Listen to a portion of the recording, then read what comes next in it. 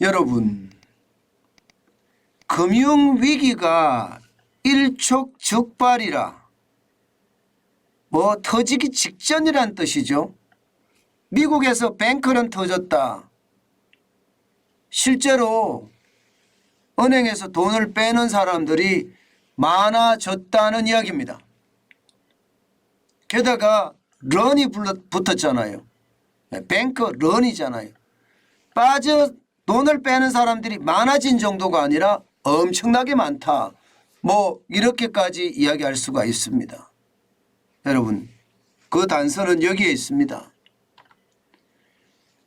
대규모 뱅크런 위기를 맞은 실리콘밸리 은행이 당국에 의해서 전격 폐쇄됐다.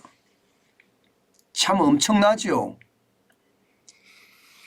실리콘밸리 은행은요, 이게 작은 은행이 아닙니다. 실리콘밸리에서 스타트업이나 벤처업에 투자를 하고 돈을 빌려주는 그야말로 대형 은행입니다. 지금 이 은행이 말입니다. 뱅크런이 일어나니까 당국에서 아예 폐쇄를 해버렸습니다. 전격적으로 말입니다. 그러면서 말입니다. 새로운 은행을 만들었습니다. 새로운 은행을. 왜냐하면 이제 부실을 정리하려고 하는 거죠. 새로운 은행을 만들었다는 이야기는 이제 쉽게 말하면 그 은행에 돈을 집어넣은 사람들에게 다시 돌려줄 수 있는 은행을 만들었다는 거거든요. 산타클라라 예금보험은행입니다. 이것은 말입니다. 미국의 연방 예금보험공사가 실리콘밸리 은행을 폐쇄하는 대신에 산타클라라 예금보험은행을 설립한 겁니다. 그러면서 말입니다. 실리콘밸리 은행이 가지고 있는 모든 자산, 예금 이쪽으로 이전시킵니다. 이전시킵니다. 그리고 나서는요, 이제 예금자 보호 한도 내에서 지금 내주겠다 이런 얘기가 되는 거거든요. 이거 진짜 어마어마합니다. 물론 이제 미국의 예금자 보호 한도는 25만 달러기는 해요. 25만 달러. 그렇지만 실리콘밸리 은행의 파산, 폐쇄 이것은요 어마어마한 규모입니다. 글로벌 금융위기 당시에 파산했던 거와 비견할 만하다 이렇게까지 이야기하고 있어요. 시장은 걱정 없다 이렇게 이야기하는 한편도 있는가 하면요, 다른 한편에서는 금융위기 터진다 이렇게 최악의 시나리오를 쓰는 사람들도 있습니다. 그 이유는 여러분 지금 워낙 많은 돈을 빼나갔기 때문이에요. 순식간에 말입니다. 여러분 보시다시피 2022년 12월에 3,410억 달러였습니다. 그리고 2023년 2월에는 3,260억 달러예요. 단순하게 보더라도 말입니다. 단순하게 보더라도 10억 달러 이상, 15억 달러 이상이 지금 쭉쭉 빠져나갔다는 이야기잖아요. 그만큼 은행에서 돈 빼는 사람이 굉장히 많아졌다는 거예요. 실제로 실리콘밸리에서 스타트업을 하는 사람들, 벤처업을 하는 사람들 일반적으로 실리콘밸리 은행에다 돈을 집어넣거든요. 그러면 집어넣으면 어떻게 했을까요? 이거 그냥 놔둬서는 안 되겠다. 빼야 되겠다. 아니면 돈을 제대로 못 받겠다. 이런 생각을 하게 되잖아요. 그러니까 너도 나도 빼낸 거죠. 제가 15억 달러라고 했나요? 150억 달러죠. 150억 달러. 그 정도로 말입니다. 지금 시장의 분위기는 어마어마했습니다. 그러니까 미국의 연방예금보험공사가 전격 폐쇄를 한 거죠. 이거 이대로 가다가는 금융위기로 발전될 가능성이 굉장히 높다 이렇게 생각하니까요. 그러면 왜 실리콘밸리 은행이 지금 뱅크런 사태를 맞았느냐 이것을 분석해 보면요, 이게 금융위기로 발전될 것이냐 그렇지 않을 것이냐 그것을 실질적으로 알 수 있습니다. 기본적으로 말입니다. 실리콘밸리 은행의 유동성 위기는요, 고금리입니다. 예. 쉽게 말하면 이자 폭탄이 은행에다가 들이쳤다는 이야기예요. 고금리가 되면서 여러분, 기업들은 어떨까요? 당장 회사를 운영하는 자금을 써야 되기 때문에 실물 경제가 좋지 않는 상태에서는요, 예금을 계속 빼야 됩니다. 예금을 계속 빼서 그 자금으로 기업을 운영해야 돼요. 실제로 실리콘밸리에서는 이런 일이 일어났습니다. 많은 실리콘밸리의 테크 기업들이 그동안은 실리콘밸리 은행에다가 투자, 저축을 해놨는데 이 돈을 빼서 말입니다. 기업의 운영자금으로 쓴 거예요. 그만큼 고금리에 대한 어떤 직격탄을 맞은 거죠. 또 하나가 있습니다. 돈을 많이 빼니까 실리콘밸리 은행에서는요, 돈을 내줘야 되잖아요. 내줘야 되는데 은행이 뭐 현금을 계속 보유하고 있지는 않지 않습니까? 그러면 어떻게 할까요? 가지고 있는 국채라든가 가지고 있는 MBS라고 이야기하는 모기지 담보부 정권, 이거 팔아서 예금자들의 돈을 내줘야 되거든요. 여러분 알다시피 지금 국채금리 굉장히 높잖아요. 이들이 샀을 때는 국채금리가 굉장히 낮을 때 샀을 거예요.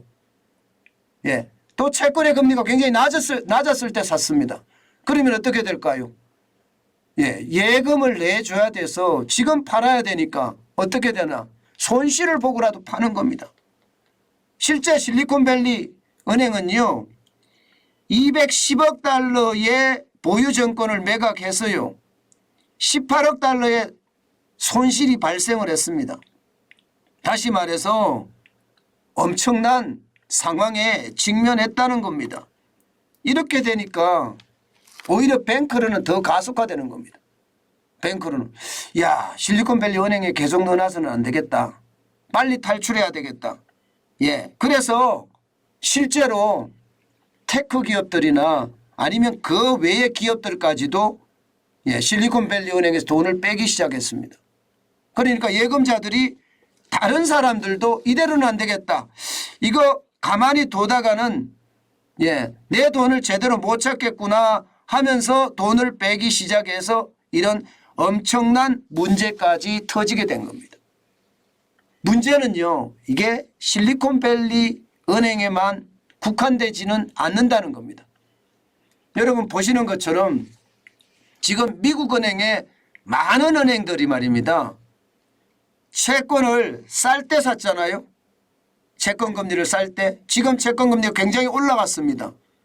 바로 이게 미실현 손실인데, 이 미실현 손실을 지금 보면 말입니다, 2021년 말에는 80억 달러 정도 됐던 것이 2022년 말에는 6,200억 달러입니다. 엄청나죠? 이게 국채를 사고 MBS를 사고 했던 이것들을 일반적으로 실현 손실로 만약에 만든다 그러면 똑같은 일이 벌어지는 겁니다. 어디 그뿐입니까? 가지고 있는 국공채는 또 얼마나 되고요. 국공채가 적지 않습니다. 세인트루이스 연방은행이 밝힌 바에 따르면 2021년에 4조 5,791억 달러였었거든요. 이게 은행이 보유한 국공채만 하더라도요. 2022년에 좀 줄었다고 하더라도 4조 4,353억 달러입니다. 장난 아니잖아요. 진짜 크잖아요. 그러니까 이게 은행마다 다 국공채를 가지고 있고 국채나 혹은 MBS라고 하는 주택저당정권도 가지고 있잖아요. 실리콘밸리 은행하고 별반 다르지 않다는 겁니다. 자, 이렇게 됐을 때 여러분 상황은 어떻게 발전될 것인가? 그것은요, 기업들이 자금을 갚아야 되는 그런 사태가 벌어질 가능성이 높습니다. 은행이 지금 어렵잖아요. 실리콘밸리 은행만 하더라도 돈 빌려준데 자금 회수하지 않을까요? 그러면 벤처기업이나 혹은 빅테크 기업이 우수수 무너질 가능성 굉장히 크죠. 여기다가 다른 은행들까지도 가세를 한다고 쳐보세요. 그러면 기업은 죄송합니다. 제가 이런 표현 써서 진짜 죄송한데요. 거덜날 겁니다.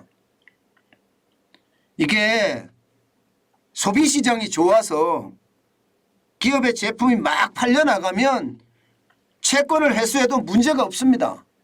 그런데 소비시장 자체가 지금 미국도 마찬가지로 그렇게 썩 좋지는 않거든요. 예, 그런 상황이라면 지금 상태가 아마 굉장히 크게 발전될 가능성, 금융위기로 터질 가능성, 심지어 말입니다. 미국의 시장 전문가들은요 이미 금융위기 배제 못한다 이런 말까지 나옵니다. 배제 못한다. 예, 이것은요 여러분 금융위기로 갈 수 있다는 그런 상황이에요. 이미 시스템 리스크가 와서 그 리스크가 시장 전반을 덮칠지도 모른다는 그런 공포가 미국 시장에는 굉장히 와 있습니다. 그러다 보니까 여러분 예, 시장은요 그야말로 연일 박살나고 있습니다. 나스닥이 1.76% 어제도 많이 떨어졌잖아요. 오늘도 1.76%나 빠졌습니다. 199.47이 빠져서 11,138.89를 기록했다는 것. 오늘 시장은요 열자마자 뭐 말이 필요 없습니다. 계속 떨어졌습니다. 실리콘밸리 은행이 전격 폐쇄가 됐으니 이게 안 떨어지는 게 이상하죠. 안 떨어지는 게. 예, 오늘 시장에 호재도 있었거든요. 2월에 고용지수가 31만 개가 넘게 늘어나서 시장은 오히려 말입니다. 예, 좋은 호재다 이렇게 생각은 했는데 이 호재도 별로 예, 이 은행의 어떤 금융위기 위험이 덮어버렸습니다. 예, 이 빅테크라고 이야기하는 나스닥 종합은 1.76이니까 예상보다는 덜 떨어졌다 이렇게 이야기합니다. 예상보다는. 예, 게다가 말입니다. 대형주 중심의 S&P 500 지수 1.45 3,900이 깨졌습니다. 56.73이 떨어져서 3,861.59로 마감했습니다. 이게 실물경제의 위기가 현실이 되는 거예요. 고금리 직격탄이 은행을 때렸고 은행을 때리면 은행은 자금 회수를 할 거고 거기에 대한 두려움이 시장에까지 덮쳤다 이렇게 이야기할 수가 있는 겁니다. 시장은요 이만큼 말입니다. 굉장히 두려움에 떨고 있다. 블루칩 지수도 마찬가지입니다. 다우산업지수도 1.07이 빠졌습니다. 344.9가 빠졌고요. 31,000이 31,909.96으로 마감했습니다. 시장 움직이는 거 보니까 솔직히 좀 겁나죠. 어제도 많이 떨어지고 오늘 새벽에도 많이 떨어지고 이러면 예, 금융위기에 대한 위험성 점점 커지지 않겠느냐 이런 생각 해볼 수 있잖아요. 저는 이게 금융위기로 넘어가지 않게끔 미국 정부가 엄청 노력하겠죠. 아마 엄청 노력할 겁니다. 그렇지만 워낙 대규모의 어떤 파장이 터진다면 아마 정부도 어쩔 수 없는 그런 상황으로 터질 가능성 저는 굉장히 높다고 봅니다. 예. 시장에서 일반적으로 말입니다. 실리콘밸리 은행의 어떤 이야기는 빙산의 일각이다. 대형 은행도 그렇지만 중소형 은행은 앞으로 무자비라는 이야기가 참 나오는 걸 보니까 심각하죠. 무자비로 고통을 받을 것이고 자본을 빨리빨리 확보하지 않으면 무너질 거다. 이런 얘기 진짜 많이 하고 있습니다. 예상했던 것보다 여러분 시장의 위험성 지금 커진다는 거 아마 여러분들도 느껴지실 거예요. 게다가 이게 두려운 것은요. 금융위기 배제 못한다 하는 시장의 분위기가 형성이 된다는 사실이에요. 예, 어제 새벽에 마감할 때까지만 하더라도 금융위기 배제 못한다는 아니었거든요. 금융위기까지는 안 갈 거야 이렇게 생각을 했는데 지금은 금융위기 배제 못한다 이런 말까지 나온다는 것은 여러분 그만큼 지금 시장의 위기가 커졌다는 이야기입니다. 이러면 우리 시장은 어떻게 될까요? 우리 시장 여러분 우리 시장도 마찬가지예요. 저는 우리 시장이 더 취약하다 봅니다. 우리 시장은 실물 경제가 그 어느 때보다 나쁘잖아요. 지금 자영업자나 소상공인이나 중소기업이나 이게 뭐 실적이 제대로 안 나와요. 게다가 상장기업들도 마찬가지거든요. 만약에 이런 상태에서 미국의 금융위기가 더 가속화된다. 만약에 터져서 가속화된다. 이러면 우리 시장도 진짜 큰 충격에 빠질 겁니다.